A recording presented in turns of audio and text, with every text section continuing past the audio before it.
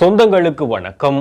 இன்று எமது காணொளியில் நாங்கள் பார்க்க இருக்கின்ற விடயம் என்னவென்றால், முல்லைத்தீவு முத்தியன்கட்டு பகுதியில் இடம்பெற்ற ஒரு சம்பவம் தற்போது பேசு பொருளாக மாறியுள்ளது.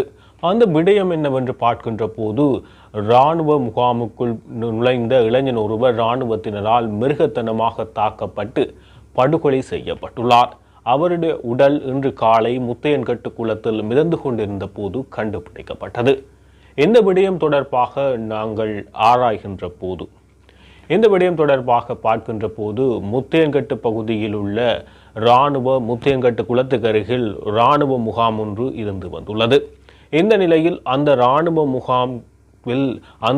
முகாம் அகற்றப்பட போவதாக அங்குள்ள இராணுவ வீரர் ஒருவர் அந்த இளைஞர்களுக்கு தெரிவித்துள்ளார். இந்த நிலையில் அந்த இராணுவ முகாம் அங்கிருந்து அகற்றப்பட காரணமாக அங்கு இராணுவ முகாம்கள் அமைப்பதற்கு பயன்படுத்தப்பட்ட தகரங்கள் மற்றும் இரும்பு பொருட்கள் அங்கு இருக்கின்றது. எனவே நீங்கள் அங்கு வந்து அவற்றை எடுத்துச் செல்லலாம் என்ற வகையில் ஒரு இராணுவ சிப்பாய் இவர்களுடன் பழகியதன் அடிப்படையில் கூறியிருக்கிறார். இந்த நிலையில் அந்த இராணுவ படையணி உள்ள அந்த முகாம் தொடர்பாக ஏற்கனவே பல்வேறு முறைப்பாடுகள் காணப்படுகிறது. அவர்கள் மண்ணெண்ணெய் வித்தல், இரும்பு களவெடுத்துதல் மற்றும் அங்கு உள்ள எரிபொருள் விநியோகத்திலும் அங்கு ஈடுபட்டிருக்கிறார்கள். கனரக வாகனங்களுக்கான எரிபொருளை இவர்கள் வழங்கி இருக்கிறார்கள். இதனால் அங்கு இளைஞர்களுக்கு இடையில் பழக்க வழக்கம் ஏற்பட்டுள்ளது. இந்த நிலையில் அந்த ஒரு இராணுவ வீரரினுடைய வேண்டுகோளின் அடிப்படையில் 7 இளைஞர்கள் நேற்றைய தினம் அந்த முத்தையன்கட்டு இராணுவ முகாமுக்கு இரவு செல்கிறார்கள். அந்த இரவு இளைஞர்கள் செல்கின்ற போது அவர்களை இராணுவ முகாம் நுழைவாயிலில் தடுத்த இராணுவத்தினர் அவர்களை சரமாரியாக தாக்குகின்றனர்.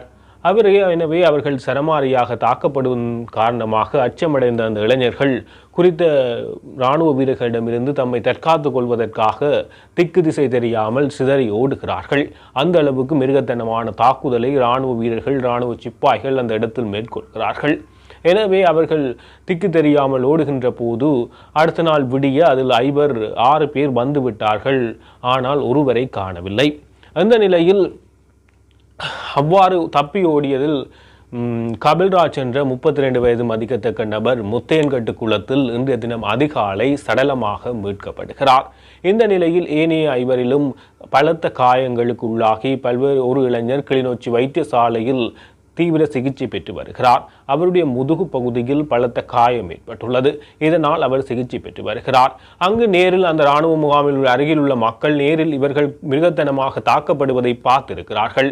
இப்போது வைத்தியசாலையில் இருக்கின்ற நபர் தாக்கப்படுகின்ற போது அங்கு நேரடியாகவே மக்கள் நேரடியாக அவர்களுடைய கண்களால் பார்த்து அவர் தாக்கப்படுவதற்காக இவர்கள் இராணுவத்துடன் குழம்பி அந்த இளைஞனை இவர்கள் இராணுவத்துடன் முரண்பட்டை மீட்டு வைத்தியசாலையில் அனுமதித்துள்ளார்கள். இந்த நிலையில் அந்த தப்பி ஓடிய அவர் முத்தையன்கட்டு குளத்தில் காணாமல் போனதாக தெரிவிக்கப்பட்டு பின்னர் முத்தையன்கட்டு குளத்தில் இன்று அதிகாலை சடலமாக மீட்கப்பட்டார். இந்த நிலையில் இது நிச்சயமாக இராணுவ வீரர்கள் அவரை அடித்து கொலை செய்து இந்த முத்தையன்கட்டு குளத்தில் போட்டிருக்க வேண்டும் என மக்கள் பரபரப்பான ஒரு குற்றச்சாட்டை முன்வைக்கிறார்கள். இராணுவ வீரர்கள் இவ்வாறு கொடூரமாக தாக்கியதை அங்குள்ள மக்களும் நேரடியாக பார்த்திருக்கிறார்கள். எனவே இன்றைய தினம் சம்பவ இடத்துக்கு முல்லைத்தீவு மாவட்ட நீதவான் பிரதீபன் வருகை தந்து இது தொடர்பாக மரண விசாரணை அதிகாரியின் இந்த உடல் மரண விசாரணை அதிகாரியிடம் அனுப்பப்பட்டு அது தொடர்பான அறிக்கைகள் பெறப்பட வேண்டும். அதன் பின்னர் நடவடிக்கை எடுக்க ஏதுவானதாக இருக்கும் என தெரிவித்துள்ளார். அதுடன் தாக்கப்பட்டவர்கள் நேரில் கண்ட மக்களிடம் அவர் அந்த விடயங்கள் தொடர்பாக கேட்டறிந்து கொண்டார். இந்த நிலையில் இந்த விவகாரம் தொடர்பாக பல்வேறு மட்டத்தினரும் தம்முடைய குற்றச்சாட்டுக்களை முன்வைத்து வருகின்றனர்.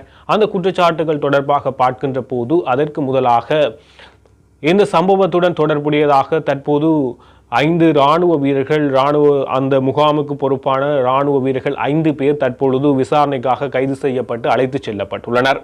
இது முதற்கட்ட விசாரணைகளின் அடிப்படையில் இந்த 5 இராணுவ வீரர்கள் தற்போது கைது செய்யப்பட்டுள்ளனர். இந்த நிலையில் இந்த விடயம் தொடர்பாக வன்னி மாவட்ட பாராளுமன்ற உறுப்பினர், தேசிய மக்கள் சக்தியினுடைய பாராளுமன்ற உறுப்பினர் அதன் ஒரு விடயத்தை குறிப்பிடுகிறார். இந்த நிலையில் அவர் குறிப்பிடுகின்ற விடயம் என்னவென்றால், நிச்சயமாக நீதியான விசாரணை இடம்பெறும். இவ்வாறு இராணுவத்தினரால் தாக்கப்பட்டு ஒரு தமிழ் இளைஞன் கொல்லப்பட்டிருப்பது என்பது பாரதூரமான விடயம். எனவே நிச்சயமாக இந்த அனுர அரசாங்கம் நீதியான விசாரணைகளை மேற்கொண்டு இதற்காக நிச்சயம் நீதியை பெற்றுக் கொடுப்போம் என ஒரு தரப்பு நியாயத்தை முன்னிலைப்படுத்தியதாக அமையாது. இரு தரப்புக்கும் அந்த விசாரணைகள் நீதியாக இடம்பெற்று நிச்சயம் பாதிக்கப்பட்ட தரப்புக்கு நீதி வழங்கப்படும் என ஒரு கருத்தியலை குறிப்பிடுகிறார். இந்த நிலையில் துரைராசா ரவிகரன் குறித்த பகுதிக்கு சென்று இளைஞருடைய குடும்பத்தினரை சந்தித்து போலீஸ் நிலையத்திலும் இது தொடர்பாக முறைப்பாடுகளை அளித்த பின்னர் அவர் அந்த இடத்துக்கு அவருடைய தேர்தல் மாவட்டமாக இருக்கின்றது. அத்துடன் அந்த இடத்துக்கு சென்று அவர் இது தொடர்பாக மிகவும் வன்மையான கண்டனத்தை முன்வைத்துள்ளார். இவ்வாறு மிருகத்தனமாக இந்த இராணுவ வீரர் அவரை அடித்தே கொலை செய்துள்ளனர் என குறிப்பிடுகிறார். அங்கு கூட சென்ற கூட்டாளிமார்களும் தற்போது காயங்களுடன் காணப்படுகின்றனர். அவர்களே அங்கு உள்ள இரும்பு தகரங்கள் என்பன எடுக்கலாம் என ஒரு இராணுவ வீரர் சொன்னதை கேட்டு சென்று இருக்கிறார்கள். அவ்வாறு சென்றவர்களுக்கு அவ்வாறு அதை எடுக்க முடியாது என்று அது இராணுவங்கள் முகாம் அகற்றப்படுகின்ற காரணத்தால் அவர்கள் சென்று இருக்கிறார்கள். அவ்வாறு எடுக்க முடியாது, அவ்வாறு கொண்டு செல்ல முடியாது, அது கொடுக்க மாட்டோம் என்பது துணிப்புள்ள அந்த இளைஞர்களுக்கு சொல்லி அனுப்பி இருக்கலாம். ஆனால் இராணுவ வீரர்கள் மிகவும் காடைத்தனமாக செயற்பட்டிருக்கிறார்கள். இராணுவ முகாமுக்குள் அவர்களை சுற்றி வளைத்து அடித்திருக்கிறார்கள். இதனால் உயிருக்கு ஆபத்து ஏற்படும் என்ற அச்சத்தில் அவர்கள் பயந்து ஓடியிருக்கிறார்கள். இந்த நிலையில் அங்கு மக்களும் ஒன்று கூடி இராணுவத்தினருடன் முரண்பட்டு இறுதியாக இவரை மீட்டுள்ளார்கள். ஆனால் ஒருவர் அந்த சிதறி ஓடியதில் காணாமல் போய் அவர் முத்தியன்கட்டு குளத்தில் அடுத்த நாள் விடிய அவருடைய சடலம் மீட்கப்படுகிறது. இந்த நிலை மிகவும் கண்டிக்கத்தக்க விடயம். தொடர்ச்சியாக இராணுவத்தினர் எமதுடைய நாட்டில், அதாவது தமிழ் மக்களுக்கு எதிராக இனப்படுகொலைகளை நிகழ்த்தினார்கள், போர்க்குற்றம் நிகழ்த்தினார்கள் என குற்றச்சாட்டுகள் முன்வைக்கப்பட்டு வருகின்றது. இந்த நிலையில் இராணுவத்தினர் தொடர்ச்சியாக மறுத்து வருகிறார்கள். இந்த நிலையில் இந்த சம்பவம் அதற்கு அவர்கள் செய்திருக்கலாம், செய்வார்கள், செய்யக்கூடியவர்கள் என்ற மனநிலையை வெளிப்படுத்துகின்ற ஒரு விடயத்தை ஊக்குவிப்பதாக துரைராசா ரவிகரன் குறிப்பிடுகிறார்கள். இவர்கள் இந்த காலத்திலேயே இவ்வாறு செயற்படுகின்ற போது அந்த போர் நேரத்தில் அவர்கள் எவ்வாறு செயற்பட்டிருப்பார்கள் என்பதை ஒரு நாங்கள் ஊகிக்கக்கூடியதாக இருக்கும் என துரைராசா ரவிகரன் குறிப்பிடுகிறார். அதேபோல் பாராளுமன்ற உறுப்பினர் சாணக்கியனும் இந்த விடயம் தொடர்பாக தன்னுடைய வன்மையான கண்டனத்தை முன்வைக்கின்றார். நிச்சயமாக இந்த படுகொலை என்பதை ஒருபோதும் ஏற்றுக்கொள்ள முடியாது. இந்த இராணுவ வீரர்களால் இவர் கொலை செய்யப்பட்டுள்ளார். தாக்கப்பட்டுள்ள இளைஞர்கள் தொடர்பாக நிச்சயம் நீதியான விசாரணை அவசியம். இதனை ஒருபோதும் நாம் ஏற்றுக்கொள்ள முடியாது. கடந்த காலங்களில் நடந்ததை போன்றே தற்போது அனுர் அரசாங்கத்திலும் இத்தகைய நடவடிக்கைகளை நடக்க ஆரம்பித்துள்ளது. இராணுவத்தினுடைய இந்த மிலேச்சதிகரமான செயற்பாட்டை ஏற்றுக்கொள்ள முடியாது என்ற பாணியில் அவரும் குறிப்பிடுகிறார். சமூக செயற்பாட்டாளரான ரஜினிகாந்தும் இது தொடர்பாக இந்த இராணுவத்தினுடைய காடைத்தனம், இவர்கள் இனப்படுகொலை நடத்தியிருப்பார்கள் என்பதற்கான சான்றிதழிலிருந்து கிடைக்கப்பெறுவதாக அவரும் ஒரு தகவலை குறிப்பிடுகிறார். எனவே தற்போது இந்த முத்தையன்கட்டு இராணுவ முகாமில் நடந்த விடயம் இதுதான். தற்போது இந்த அவர்கள் இரும்புக்காக சென்றிருந்த போது அங்கு அவர்களால் தாக்கப்பட்டு இப்பொழுது கபில்ராஜ் என்ற 32 வயது மதிக்கத்தக்க நபர் சடலமாக மீட்கப்பட்டுள்ளார். அவருடைய சடலம் தற்பொழுது கிளிநொச்சி வைத்தியசாலையில் இருந்து யாழ் போதனா வைத்தியசாலைக்கு அனுப்பப்பட்டு உடற்கூற்று பரிசோதனைகள் ஆரம்பமாகியுள்ளது. எனவே உடற்கூற்று பரிசோதனைகள் நிறைவடைந்த பின்னர் அவருடைய மரணம் எவ்வாறு நிகழ்ந்தது என்பது தொடர்பான விடயங்கள் வெளிவரும். அதன் பின்னர் நிச்சயமாக இப்பொழுது 5 இராணுவ வீரர்கள் கைது செய்யப்பட்டுள்ளார்கள். எனவே அடுத்தடுத்து வருகின்ற விடயங்களை பொறுத்து அதனுடைய போக்கு எவ்வாறு அமைகின்றது, அந்த கொலை எவ்வாறு இடம்பெற்றுள்ளது, அங்கு என்ன நடந்தது என்பது தொடர்பான விவரங்கள் இனிவரும் காலங்களில் வெளிவரும். தென்னிலங்கையில் பேசுபொருளான ஒரு விடயமாக ஆத்துரலிய ரத்ன தேரர் தற்போது தேடப்பட்டு வருகிறார். அவருடைய தேடுதலின் பின்னர் கோட்டபய ராஜபக்ச, தேசப்பந்து தென்னக்கோன் ஆகிய 2 தலைகள் பின்னுக்கு இருக்கின்றது. அவர்கள் நிச்சயம் வெளிவரப்போகின்ற ஒரு சூழ்நிலை ஏற்பட்டுள்ள ஒரு விடயம் ஒன்று நடந்துள்ளது. என்ன விடயம் என்று பார்க்கின்ற போது ஆத்துரலிய ரத்ன தேரர் கடந்த காலத்தில் பாராளுமன்ற உறுப்பினராக இருந்தார். கோட்டபய ராஜபக்சவினுடைய ஆட்சி காலத்தில் அவர் தேசிய பட்டியல் பாராளுமன்ற உறுப்பினராக தெரிவாக இருந்த விடயம் அனைவருக்கும் தெரியும்.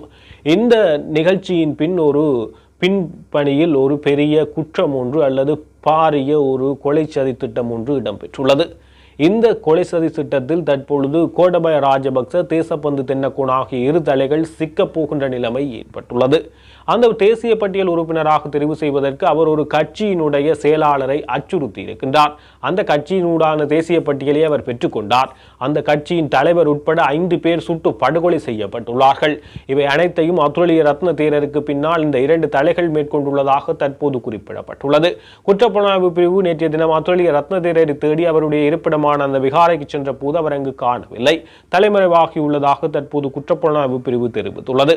இந்த நிலையில் அந்த கட்சியினுடைய செயலாளரை அந்த தேசிய பட்டியல் நேரத்தில் இவர் ஆத்துரலிய ரத்ன தேரர் கடத்தி அவரை தன்னுடைய கட்டுப்பாட்டுக்குள் கொண்டு வந்து அந்த கட்சியினுடைய தேசிய பட்டியல் உறுப்பினராக தன்னை நியமிப்பதாக இந்த செயலாளருடைய ஒப்பத்தை மிரட்டி வாங்கியுள்ளார். அதன் அடிப்படையிலேயே அவர் அந்த பாராளுமன்றத்தில் தேசிய பட்டியல் உறுப்பினராக அந்த கட்சியினூடாக வந்திருக்கின்றார் என்பது தற்போது தெரிய வந்துள்ளது.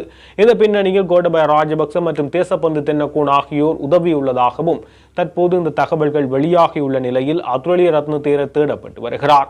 அவர் கைது செய்யப்பட்டு விசாரணைக்கு உட்படுத்தப்படுகின்ற போது கோட்டபாய ராஜபக்ச தேசப்பந்து தென்னக்கோன் ஆகிய இருவர் பக்கமும் இந்த விடயங்கள் திரும்பக்கூடிய சூழ்நிலை தற்போது உருவாகியுள்ளது. அனைவரும் கவனிக்கக்கூடிய ஒரு விடயமாக மாறியுள்ளது.